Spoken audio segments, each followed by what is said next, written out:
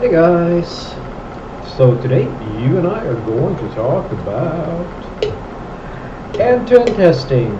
So let's get into it. So the question in question was, hi Frederick, what are the best tools for automating end-to-end testing according to you? Oh, that is an excellent question. The reason why it's an excellent question is because right now, if you work in my department, you have the benefit of seeing me not once, but twice a week, so the same day though, so you can go to each every session you want, and learn everything that I have to teach about. Well, I used to do both the back end and the front end. Right now we're letting some of the other developers take back end one, so I'm just doing the front end one, where I talk about all of this. We talk about the testing pyramid, we talk about thinking about testing, and we talk about how to figure out what type of testing will be most appropriate given whatever feature you're dealing with. Right? And then I have a little test application that I've made, which the students who are everything from juniors all the way up to like super senior developers, like anybody can come basically. And then we go through it, and then we hack away on some stuff, and then by the end of it I show them my implementation and explain how I thought about it. And so I'm going to borrow some of the stuff that I tell them for this, because the first thing that I want you to understand is that when it comes to end-to-end testing, and I would even go as far as to say that testing in general should be treated this way, what's important for you to understand is not necessarily just that I give you a tool, because I can just give you a tool like the stuff that you're usually using in order to do whatever you're doing. Like there's a bunch of tools on the market that are end-to-end types of testing, but the problem is with end-to-end testing, and we're going to get into that a little bit, is where do you draw the border? Because end-to-end testing can be completely impossible to automate if your system does not allow it to be automated, which is the scenario which we actually talk about in the testing pyramid. So if you don't know about it, it's very good for you to know that the absolute peak of the testing pyramid, they all look a little bit different depending on what type of product you're making, sort of, because the testing pyramid can be used for basically anything you're making. At the very top, you have manual testing, and some people, when you do automation, of course, and so forth, they like the thing underneath or at the top, depending on how you structure it, would be the end-to-end test. But as I said, if you have a system where, for example, which I have a few coworkers who work on, where the system has integrations between itself and other systems that are outside of their ownership, well, it's going to be impossible for you to create a proper end-to-end test in that scenario, because the flow of the application requires a person using that other system to do something on their side as a response to something in order for you to validate that things are working on your end. So in that sort of situation, the only real way of doing it is a manual test. You need to have people sitting and like clicking buttons and actually interacting with the thing, because you can't, even though it would be lovely to use a bot system like Cypress, Puppeteer, Playwright, Selenium is a really old and really, really popular one. Like there's a million of these sort of bot type of end-to-end runners where you just run you can build an end-to-end test runner in any programming language, but these are the ones that are fairly common, and then there are ones that are specialized towards like more tester type of people and so forth.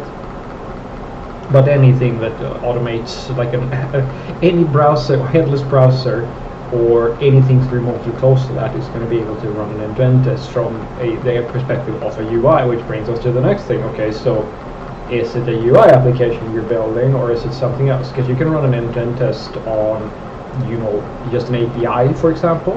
That's another way of running an end-to-end test, and that's the thing that I'm trying to teach the people in my little group here, that the testing strategy you pick and how it looks completely depends on the nature of the system, because you can't use the same tools for every situation depending on the system. I mean, if you're building literally the same sort of application, because for example, if you're building a web application and one is selling cars and the other one is selling fashion items or clothes or something like that, that probably, if they're almost identical, you're going to be able to use the same sort of testing tools and so forth and so forth. But that is the trick of a really good testing strategy, and it's the signature of someone who truly understands what testing is all about.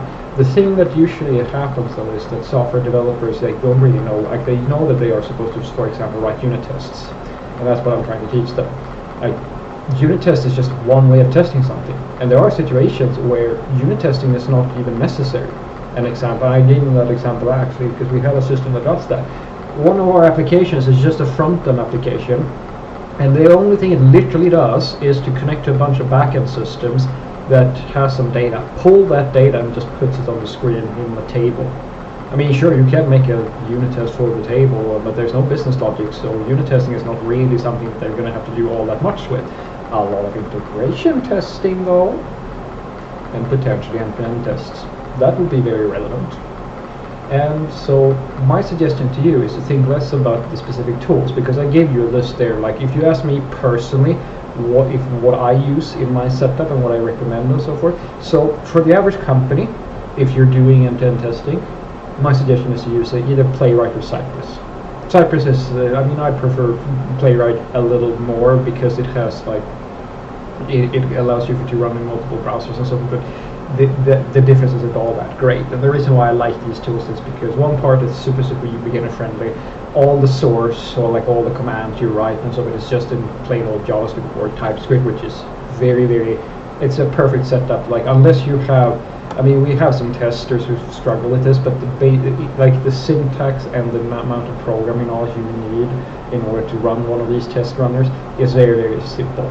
Like, it's almost nothing, and it can be done by both people who like do software development and testers and so forth with some very basic understanding of JavaScript. And then, you know, the application is very nice and so forth and so forth. So I think it's a really well suited system. So if you that's the average case. And the reason why I call that the average case is because there is something that is, in my opinion, a level more than just this. But that has less to do with the test runner itself, like because you can use these tools for this sort of thing as well. But it's something that I use for systems that I have built, and I've only really used it in one other project, and that there is a very good use case for it, which is the time I usually use it. And that is when you're dealing with a high configuration system, something that has a lot of dials and knobs to twist around, and like you have a lot of settings and configurations and a lot of different types of user flows that are very difficult for you to sort of validate. In those sort of situations, I really believe that BDD, or behavioral driven development, is the way to go. And for that, I use Cucumber.js to make, like, it's just the runner, it's just the thing that executes the tests that I write, but like the actual underlying technology I use in that situation is, I think most of the time I've just used like Puppeteer, like straight off the bat, to just spin up a headless Chromium browser and then run the test through that. And there are probably better ones, but that's the one I've used. But as I said, that's more a way of writing tests and like how to do that. But the actual end-to-end testing tools are from the list I'm talking about. And I think that most people, like since I do quite a lot of work in the JavaScript landscape, due to the fact that I absolutely love everything that has, like, for me it's the easiest thing to work with most of the time if I'm not using something specific. Like, I might use Python for some stuff, and I use, you know, I do a lot of work these days in C# and Java and stuff like that. But everything else, more or less, is, I'm not going to go all the way to saying a complete standard, but quite a lot of other languages uses Selenium as this default, whereas JavaScript is a little bit special. And there's probably a few languages out there who uses it as different types of runner, but that's the stuff that is most commonly used.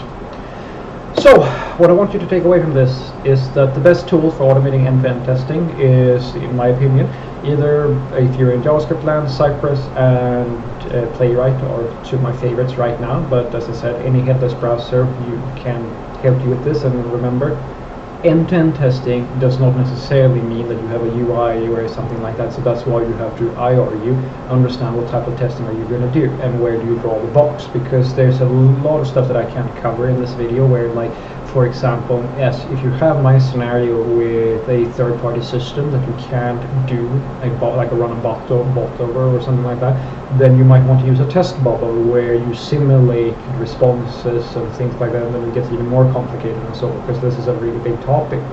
And that's why I try to teach the people that I work with, because it's my job, to think about the testing pyramid, and not, as I would like to say, like people seem to believe that the testing pyramid is like a real representation of how testing looks in reality, and I already know that's not what it's about. It is the cost and complexity of the testing that it represents, because at the bottom layers you have a lot, like the bottom layer is like unit testing because it's the most stable layer of the pyramid. The higher up you go, the more costly it gets, the more flaky potentially like the tests are and things of that nature, and that's why end-to-end testing and at the top manual testing is at the very peak, because as you can imagine, if you have a system that is built in a way where you can't automate it in any way, that's really pricey. You're gonna have to hire a bunch of people who do like a bunch of manual tests. That's not great.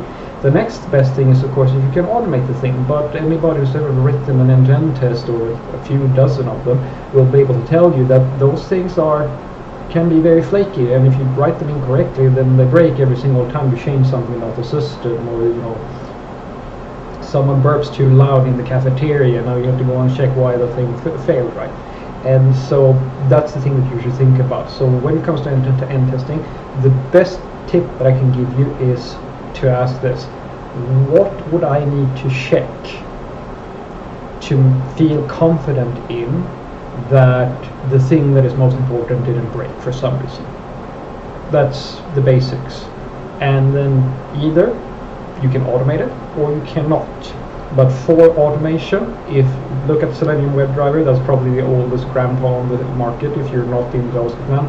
Otherwise, these days, Cypress and Playwright are pretty nice tools to work with. Have a great day.